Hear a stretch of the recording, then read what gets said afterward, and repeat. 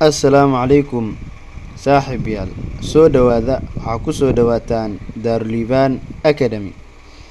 Maanta waxaan inoo wada sheekaysigeennay saddexaad.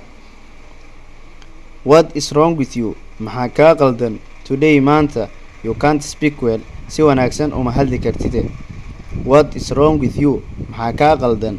Today maanta you can't speak well. Si wanaagsan uma hadli kartide. I don't know brother. Ma garanayo walaal. I feel waxaan dareemay hoos xabeeb in my throat, cunaha ayaan ka dareemay. At dawnbreak waa berigi. Do you snow at night?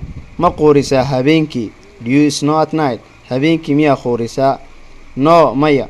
I hate waan necbahay those kuwa who snow qooriya at night habeenkii when sleeping markay hurdayaan. Do you dream? Ma riyootaa?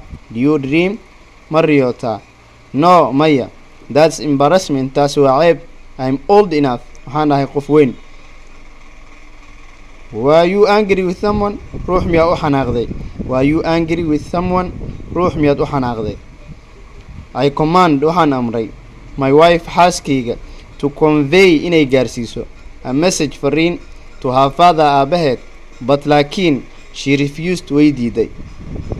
I command waxaan amray my wife xaaskayga to convey inay gaarsiiso a message fariin to her father aabaheed, but laakiin she refused way diiday. Is she always aggressive? Mar walba mid gardaran miya? Is she always aggressive? Miyay gardarar badan tahay? Yes, ha. She always harassed me. Mar walba way i dhibtaa ama way i kadeeday. Hoos xabeeb. Hoos xabeeb.